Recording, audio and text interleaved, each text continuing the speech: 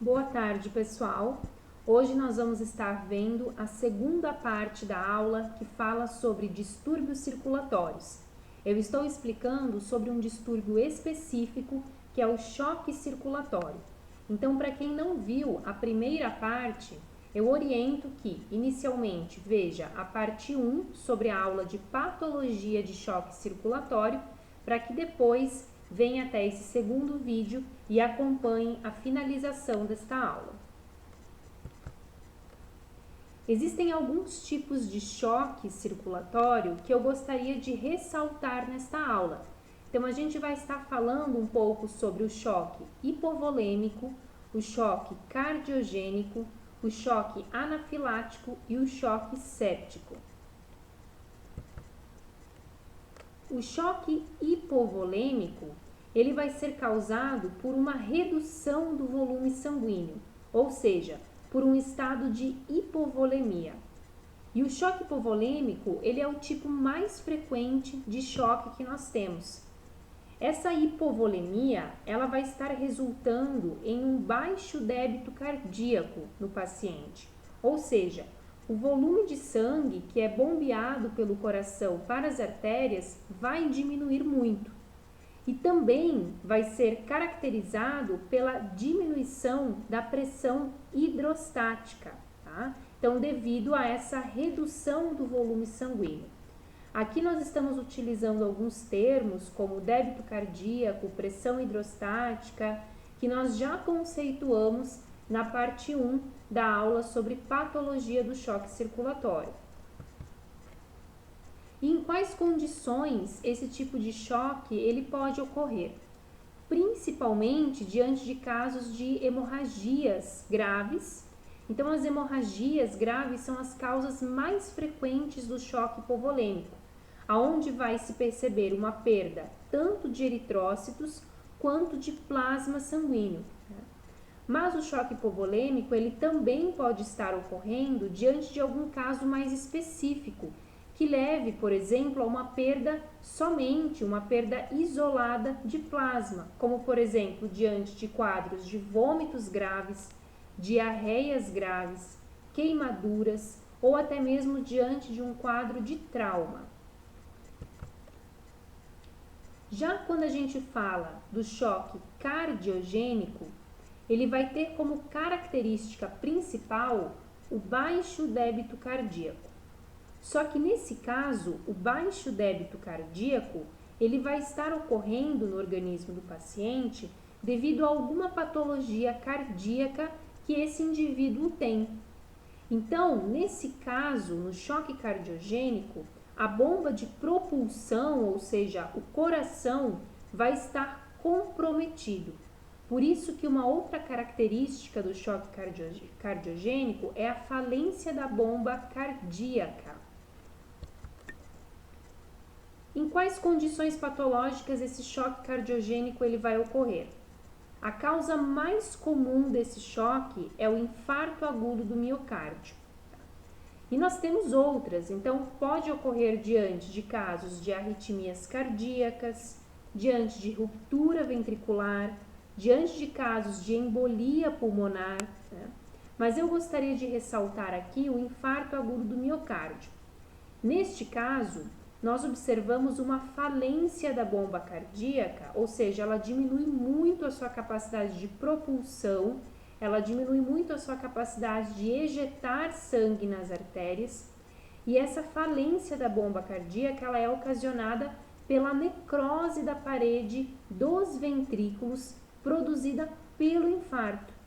Essa necrose ela está ocorrendo principalmente devido a essa diminuição da oferta de oxigênio para o músculo cardíaco que se observa no infarto agudo do miocárdio. Quando nós falamos em choque anafilático, o paciente está sofrendo uma vasodilatação generalizada e também se observa um aumento da permeabilidade vascular.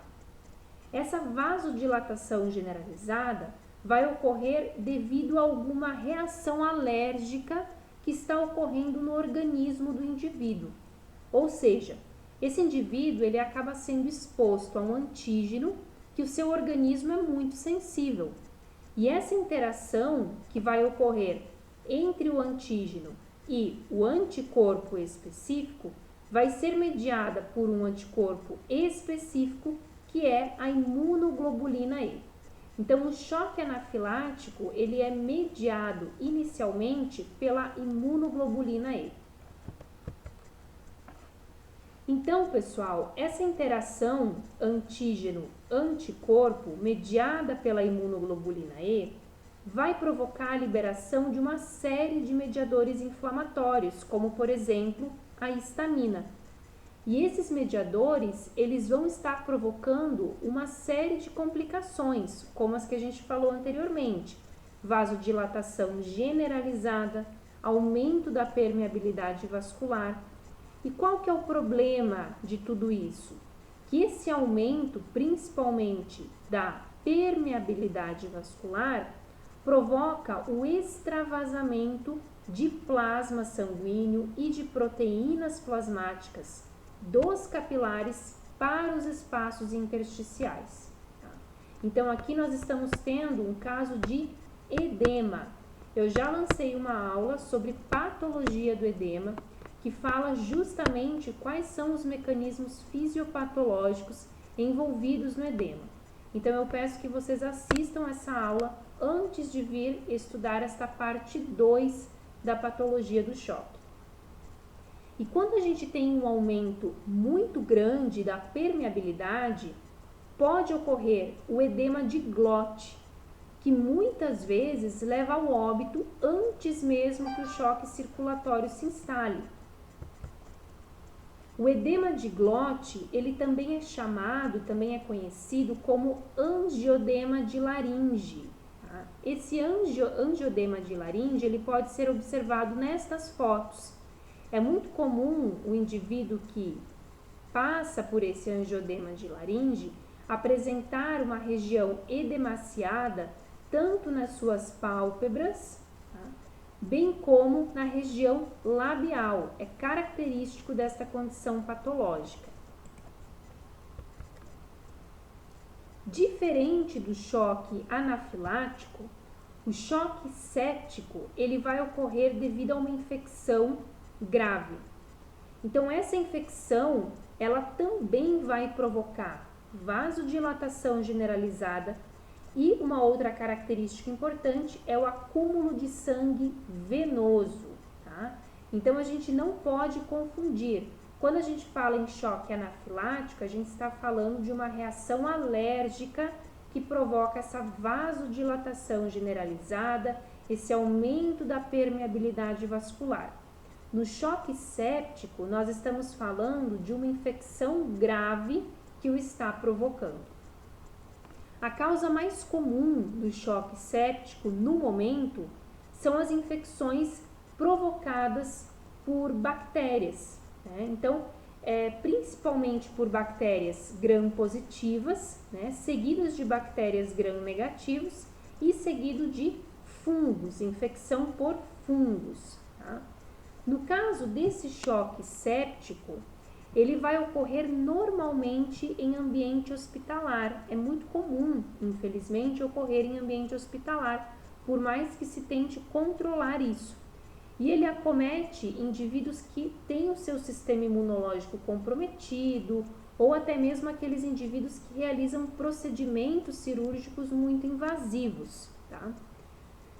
Dentro desse contexto, o que a gente precisa saber que também é importante? Que não é necessário uma infecção generalizada para estar provocando esse choque. Hoje se sabe que as infecções localizadas em um tecido específico também podem provocar sepse, mesmo que não ocorra a disseminação dessa infecção para a corrente sanguínea. Então, como que a sepse começa ou inicia no nosso organismo? Bem, vamos entender. As células do nosso sistema imunológico inato, como por exemplo os macrófagos, neutrófilos, células dendríticas, né? Bem como as células do nosso endotélio, tá? ou ainda os componentes do sistema complemento do sistema imunológico inato, expressam na sua superfície alguns receptores. E esses receptores, eles vão estar reconhecendo produtos gerados por micro-organismos patogênicos, por aquelas bactérias, micro-organismos que nós falamos anteriormente.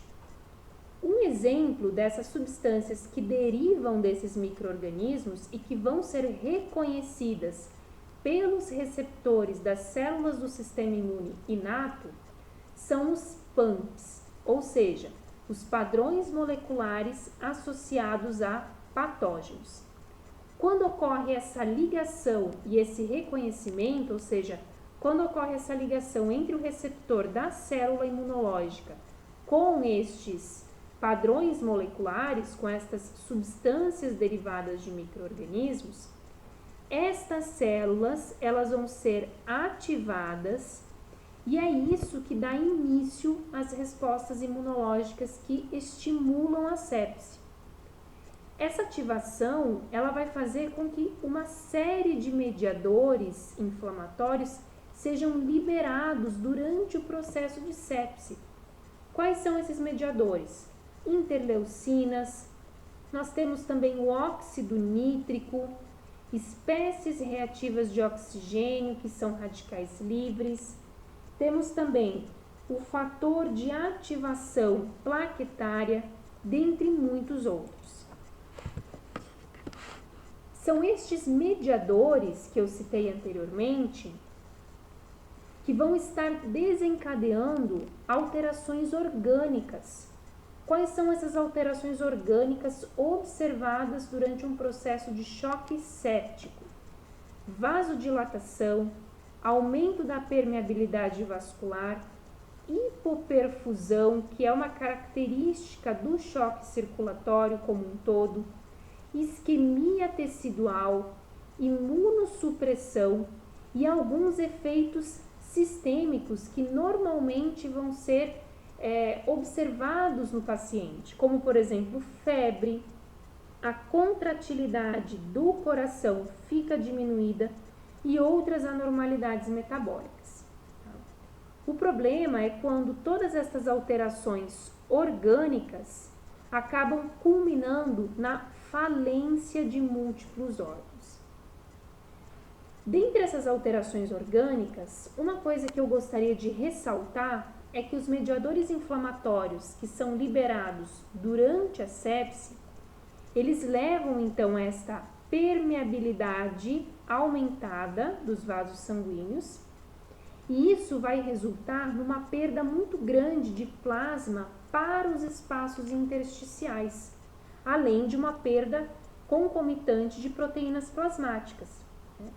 Então, como eu tenho também uma perda muito grande de proteínas plasmáticas, vocês concordam comigo que a pressão coloidal ou a pressão colodoismótica nos capilares, ela também diminui. Isso induz a uma perda ainda maior de plasma, agravando o estado de choque séptico. Essa figura ela é bem interessante, é da Sociedade Brasileira de Infectologia, e o que ela nos mostra? A evolução de um processo de infecção até atingir um estado de choque séptico. Tá? Então, lembrar que quando a gente fala de choque séptico, nós estamos nos referindo a um processo infeccioso. Tá? Bem, o paciente, inicialmente, ele vai estar sentindo alguns sintomas característicos de um processo infeccioso, febre, taquicardia, tosse, aumento de secreções, aumento da frequência respiratória. Tá?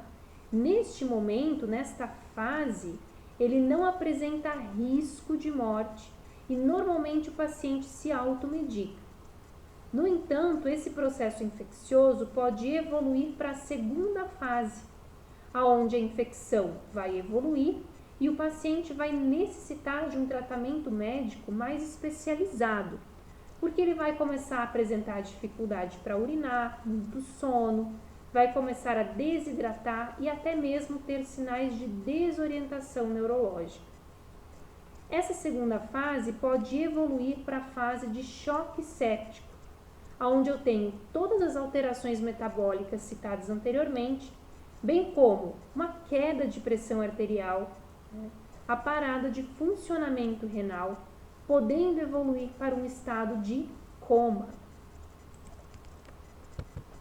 Pessoal, eu espero que vocês tenham gostado dessa segunda parte da aula que fala sobre patologia do choque circulatório.